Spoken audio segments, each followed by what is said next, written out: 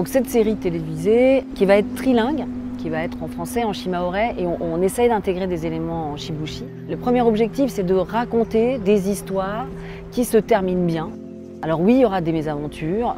C'est une bande d'adolescents qui au départ sont pas hyper copains, ils sont tous très différents, d'origines sociales et culturelles différentes. Et ils vont devenir amis parce qu'ils vont participer à un atelier de hip-hop.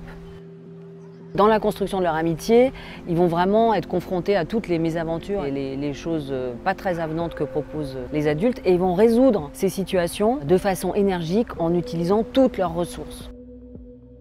Et donc cette petite bande, qui va être un peu conduite par une adolescente en particulier, qui a une connexion avec le monde invisible, et ils vont en gros mener à bien leur combat, leur bagarre, leur bataille, et se retrouver sur des moments de danse. Mon personnage, on va dire qu'elle a un lien avec une dimension invisible. Il y a des gens qui rangent ça dans une catégorie culturelle seulement. Moi, je pense que ça existe.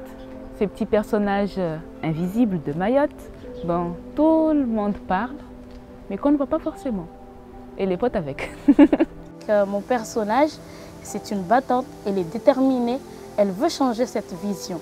Elle veut réussir, peu importe ce qui peut se passer. Son objectif, c'est réussir et puis c'est tout, quoi. Après, sur cette série, elle met plus en avant ça. Elle montre déjà qu'il y a des choses qui se passent qui ne sont pas dites, mais là, dans la série, elles sont dites et on trouve des solutions. C'est l'unité des plusieurs couches sociales qui vont s'unir, les handicaps, les valides, les mères, les pères, les enfants, les ados, tous ces gens-là, toutes ces couches sociales qui vont s'unir pour défendre une cause qui est l'entraide, la cohésion sociale et puis tout ça. Ça m'a permis avec le théâtre en fait de me construire une deuxième famille et de pouvoir oublier tout ce passé-là. Des fois je me dis mais si j'avais pas fait ce choix de connaître le théâtre avec les autres et tout ça, en ce moment même, actuellement, je serais où? Je voudrais voir Mayotte évoluer. Parce qu'on a tant de choses à donner, on a tant de choses à faire voir, on a tant de choses à faire exprimer. J'aimerais qu'on puisse évoluer dans le monde du cinéma, comme les autres par exemple, évoluer dans le monde du théâtre. La jeunesse à Mayotte, il faut absolument arrêter de la présenter sous son pire aspect de délinquance. Parce que même dans les bidonvilles, il n'y a pas que du lait, il y a de la vie en fait.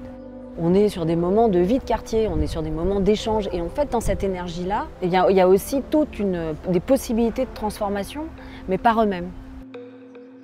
La vie à Mayotte, même dans les conditions difficiles, ça peut être plus que charmant. Les paysages sont absolument somptueux, la lumière, le temps, le climat. Et que les ressources sont là. On va faire évoluer Mayotte, on va faire bouger Mayotte. On aura beaucoup de choses à faire. Il faut avoir l'espoir.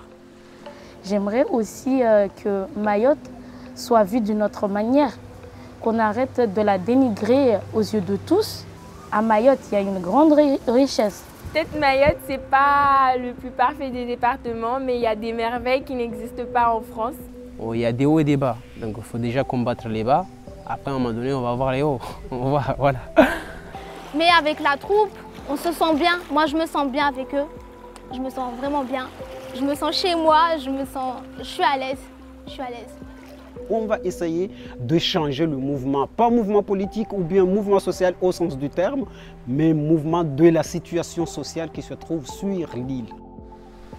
Tukana subira, dashindrao, andrembeli.